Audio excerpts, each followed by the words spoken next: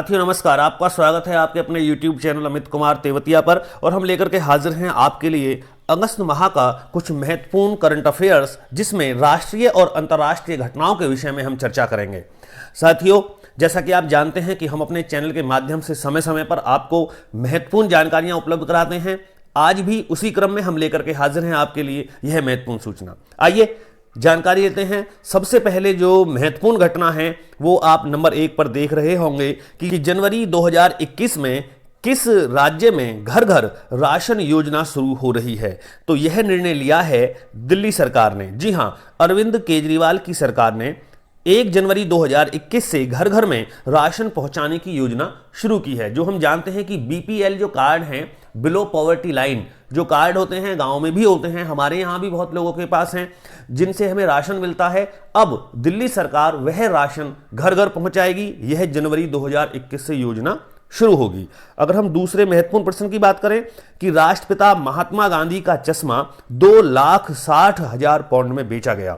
यह रिकॉर्ड बोली लगी है महात्मा गांधी के चश्मे की, जो दक्षिण अफ्रीका में उन्हें गिफ्ट किया गया था और यह ब्रिटेन में बेचा गया है। तीसरा महत्वपूर्ण प्रश्न है कि भारत और अमेरिका के बीच द्विपक्षीय संबंधों को मजबूत करने के लिए US India strategic partnership forum ने 2020 लीडरशिप अवार्ड से सम्मानित किया। मित्रों, ये किया गया है शांतनु नारायण, जो कि एडोब के चेयरमैन हैं, और आनंद महिंद्रा, जो महिंद्रा एंड महिंद्रा के चेयरमैन हैं। दोनों को भारत और अमेरिका के बीच एक व्यापारिक साझेदारी करने के लिए यह सम्मान दिया गया है। चौथा महत्वपूर्ण प्रश्न है कि 44 वंदे भारत एक्सप्रेस ट्रेन के निर्माण के लिए जारी निविदा टेंडर रद्द कर दिया भारतीय रेलवे ने। आप समझें कि वंदे भारत एक्सप्रेस ट्रेनों का निर्माण करने के लिए निविदाएं आमंत्रित की गई थीं।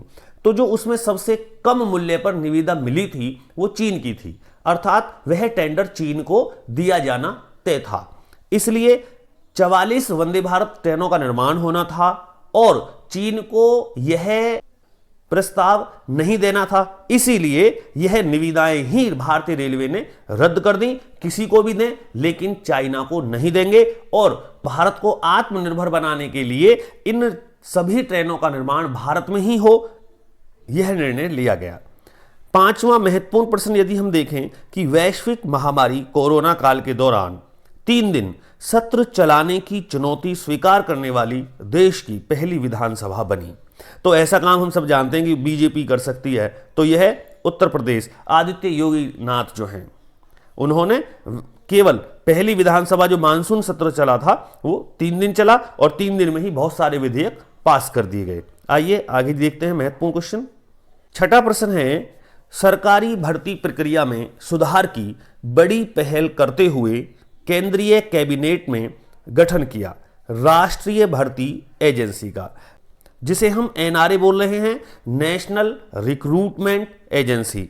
और यदि हम बात करें यहां 7वें प्रश्न की कि राष्ट्रीय भर्ती एजेंसी के तहत ग्रुप बी व सी के जो नॉन टेक्निकल पद हैं उन पर भर्ती के लिए हमें आवेदन देना होगा और इसके लिए जो टेस्ट होगा वो कहलाएगा सीईटी, अर्थात कॉमन एलिजिबिलिटी टेस्ट।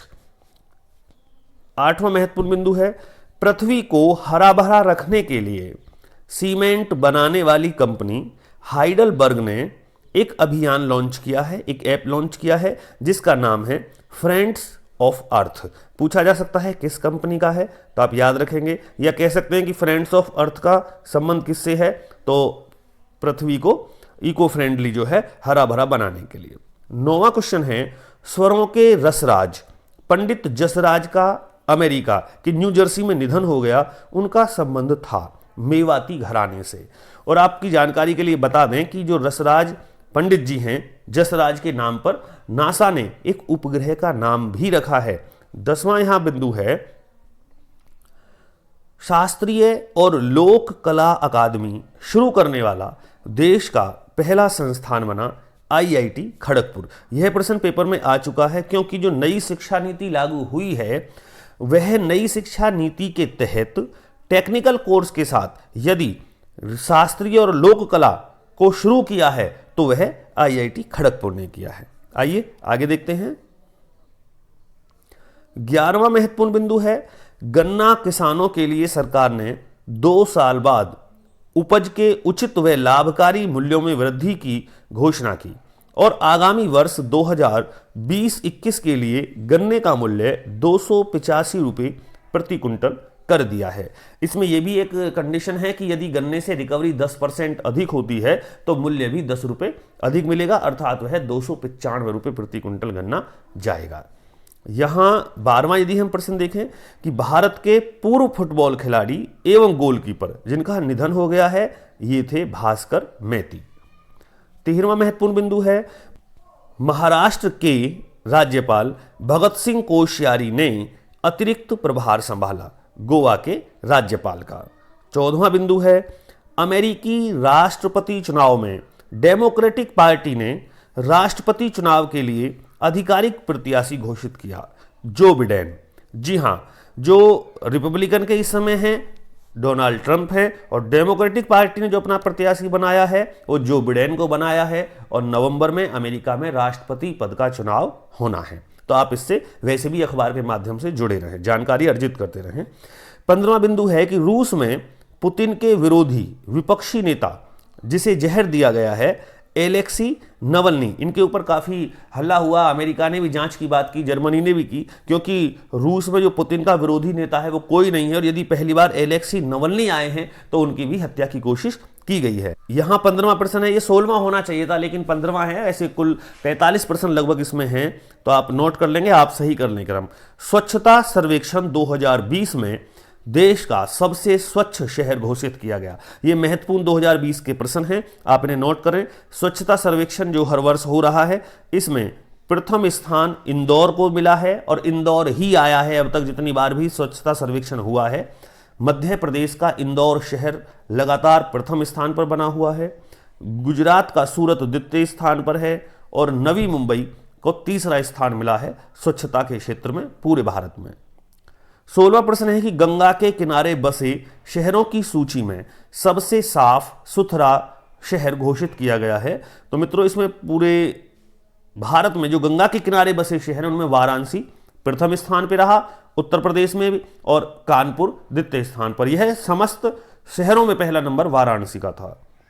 17वां प्रश्न है कि राज्यों की राजधानियों वाले शहरों में यदि स्वच्छ शहर देखें तो सबसे साफ स्वच्छ शहर दिल्ली, दूसरे स्थान पर चंडीगढ़ और तीसरे पर गुजरात की राजधानी गांधीनगर रही। ये राजधानियों की बात है। 18वां प्रश्न है कि 10 लाख से अधिक जनसंख्या वाले 47 शहरों की सूची में उत्तर प्रदेश के 7 शहर शामिल हुए। तो जो उत्तर प्रदेश की तैयारी लोग कर रहे हैं उनके लिए इंपॉर्टेंट है, तो देखें कि लखनऊ 12वें स्थान पर रहा, आगरा को 16वां स्थान प्राप्त हुआ, गाजियाबाद 19वें स्थान पर रहा, प्रयागराज 20वें स्थान पे, कानपुर 25वें पे, वाराणसी को 27वां स्थान और मेरठ 41वें स्थान पर रहा। यह उत्तर प्रदेश के शहर हैं। अगर कोई पूछे कि उत्तर प्रदेश में पहला स्थान, तो हम लखनऊ को बताएंगे। 19वां सवाल देख लीजिए। 3 लाख से 10 लाख की आबादी में सबसे स्वच्छ शहर 2020 रहा है। तो यह मित्रों मैसूर कर्नाटक में है। आप जानते होंगे, मैसूर सुना होगा, यदि टीपू सुल्तान जानते हैं तो मैसूर भी जानते होंगे। और फिरोजाबाद यह उत्तर प्रदेश में, जो कि दूसरे स्थान पर रहा है।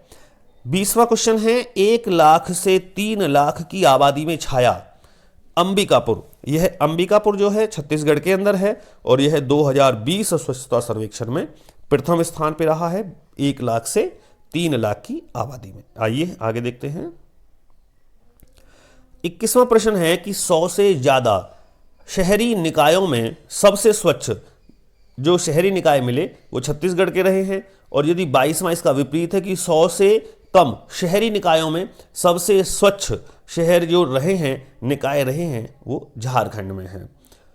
23वां क्वेश्चन देखिएगा कि 2020 स्वच्छता सर्वेक्षण में शामिल किया गया, तो इसमें 4242 शहरों को शामिल किया गया था।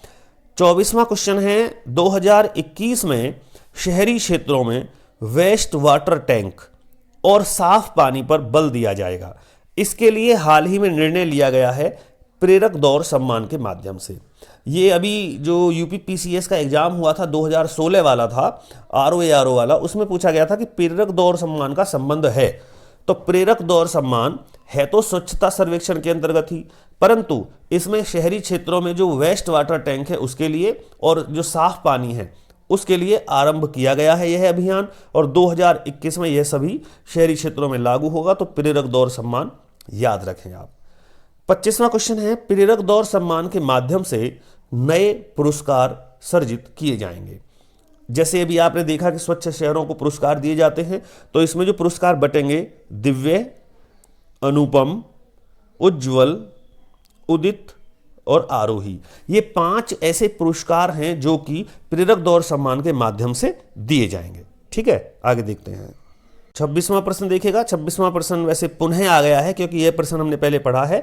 पंडित जसराज प्रसिद्ध शास्त्रीय गायक जिनके नाम पर नासा ने एक उपग्रह का नामकरण किया का अमेरिका में निधन हो गया, इनका संबंध था, तो इनका संबंध मेवाती घराने से है। यह क्वेश्चन अभी हम पहले इस स्लाइड में देख चुके हैं। 27वां क्वेश्चन लेते हैं। राष्ट्रीय खेल पुरस्कारों के दौरान मिलने वाली राशि में बढ़ोतरी की गई है, जिसका उल्लेख निम्नलिखित है। यहां मैंने कुछ इस चीज को थोड़ा सा नोटिफाई कर दिया है। आप देखें कि राजीव गांधी जो खेल रत्न है, यह भारत का सर्वोच्च खेल रत्न पुरस्कार है। इसमें पहले 7.5 लाख रुपए मिलते थे और अब इसकी राशि 25 लाख रुपए कर दी गई है। अर्जुन पुरस्कार के लिए 5 लाख रुपए मिलते थे, जिसके लिए 15 लाख रुपए की घोषणा की गई है। ध्यानचंद और द्रोणाचार्य लाइफ टाइम पुरस्कार के लिए 5 लाख रुपए मिलते थे, इसके लिए भी 15 लाख रुपए नामित कर दिए गए हैं कि अब 15 लाख रुपए इसके लिए मिलेंगे। वैसे आप जो महत्वपूर्ण चीजें हैं वो ये दोनों बहुत महत्वपूर्ण हैं कि 7.5 लाख से 25 लाख और 5 लाख से 15 लाख रुपए राजीव गांधी खेल रत्न और अर्जुन पुरस्कार के लिए। 28वां प्रश्न है, उत्तर प्रदेश क्रिकेट एसोसिएशन का अध्यक्ष जो रहे उनका निधन हो गया, ये थे शोएब अहमद। आगे देखें आप क्वेश्चन। 29वां महत्वपूर्ण सवाल, उत्तर प्रदेश की विधानसभा के मानसून सत्र के आरंभ के 2 दिन शोक सभा में ही गुजर गए। अब ये जो शोक सभा का आयोजन हुआ यह किस लिए था, या उत्तर प्रदेश विधानसभा ने कितने लोग कोरोना काल में खोए हैं? तो इसमें सबसे पहले हैं वीरेंद्र सिंह सिरोही जो कि हमारे बुलंदशहर सदर सीट से एमएलए थे। वीरेंद्र सिंह सिरोही। पारसनाथ यादव एमएलए रहे हैं। कमल रानी वरुण जो कि शिक्षा विधिक प्रविधिक मिनिस्टर रही हैं उत्तर प्रदेश सरकार में, और चेतन चौहान खेल मंत्री थे, और जन्मेजय सिंह एमएलए थे। इन 5 लोगों का निधन हुआ, जिसके लिए 2 दिन तक लगातार 3 दिन की विधानसभा मानसून सत्र में 2 दिन शोक सभा में गुजरे, तो वह इनके लोगों के लिए आयोजित की गई थी। यहां कमल रानी वरुण और चेतन चौहान के विषय में पूछा जा सकता है क्योंकि दोनों ही कैबिनेट मिनिस्टर थे उत्तर प्रदेश में। 30वां महत्वपूर्ण सवाल है, खेल मंत्रालय ने 29 अगस्त 2020 को खेल दिवस अर्थात मेजर ध्यानचंद के जन्मदिवस पर यह मनाया जाता है, खिलाड़ियों को पुरस्कारों का वितरण किया।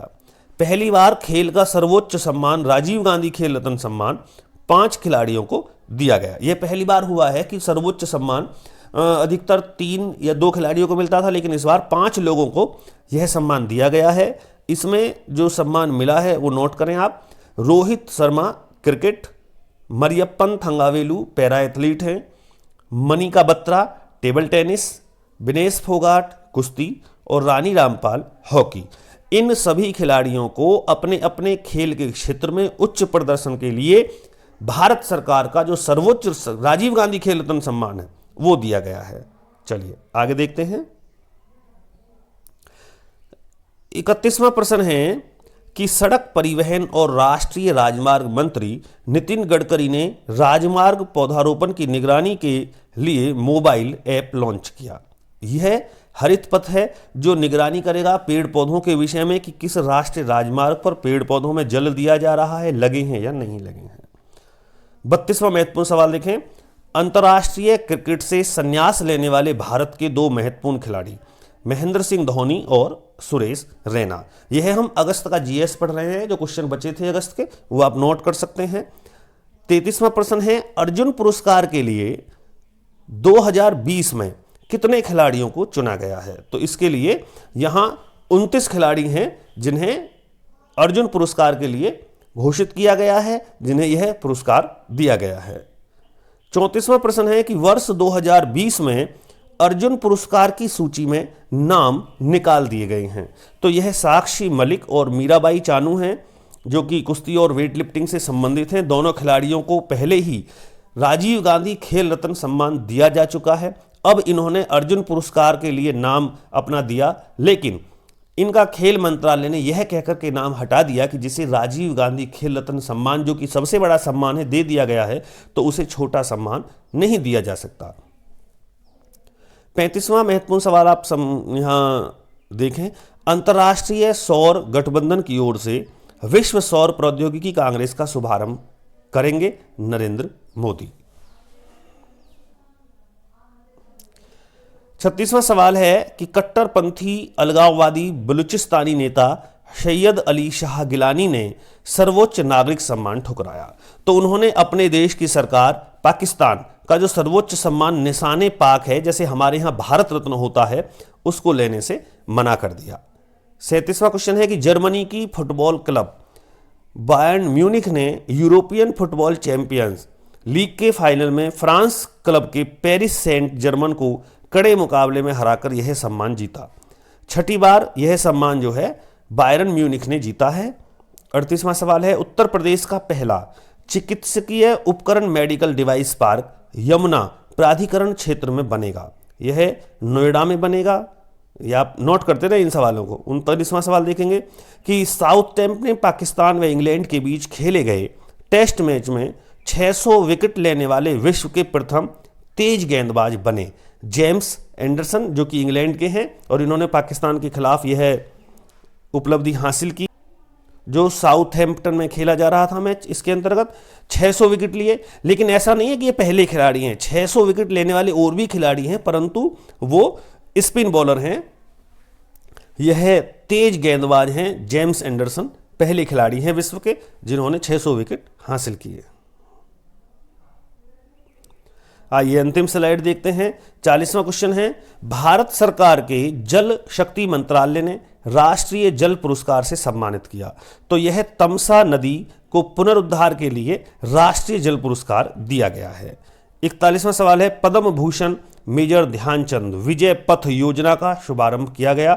यह उत्तर प्रदेश में उत्तर प्रदेश के उप मुख्यमंत्री दिनेश शर्मा ने किया।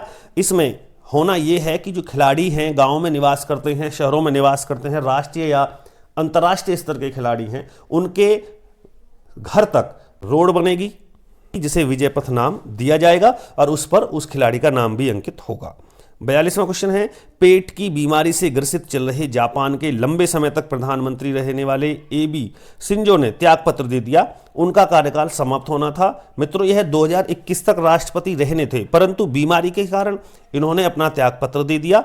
और ऐसा केवल विदेशों में ही देखने में आता है कि अपनी किसी व्यक्तिगत घटना, व्यक्तिगत कारणों से प्रधानमंत्री या राष्ट्रपति त्यागपत्र दे दें, क्योंकि भारत में तो त्यागपत्र मांगने से भी कोई नहीं देगा, मांगते रहते हैं तो भी नहीं देंगे, चाहे उन्हें कितनी परेशानी क्यों ना हो। 43वां क्वेश्चन है उत्तर प्रदेश का पहला कैलाश मानसरोवर भवन बना है गाजियाबाद में। और अंतिम प्रश्न है कि भारत ने पहली बार शतरंज ओलंपियाड जीत इतिहास रच दिया रूस के साथ संयुक्त रूप से। इसमें बहुत सारे खिलाड़ियों ने भाग लिया था, जिसमें विश्वनाथ आनंद थे, कोनेरू हम्पी थी, विदित थे, और इन सब ने संयुक्त रूप से पहली बार ऑनलाइन गेम का आयोजन हुआ और इन्होंने यह गेम जीता रूस के साथ संयुक्त रूप से। साथियों, आप इन प्रश्नों को नोट कर दें। आप और आगामी राष्ट्रीय अंतर्राष्ट्रीय घटनाएं बहुत जल्द हम आपको प्रोवाइड कराएंगे। अनुमति दीजिएगा, अमित तेवतिया को फिर मुलाकात होगी। आप चैनल को सब्सक्राइब करें, वीडियो को लाइक करना बिल्कुल ना भूलें और अपने दोस्तों के साथ भी शेयर करें, क्योंकि इस आज की वीडियो में निश्चित रूप से कोई पेपर या कोई परीक्षा आगामी ऐसी नहीं होगी जिसमें प्रश्न नहीं आएगा। जय हिंद, जय भारत।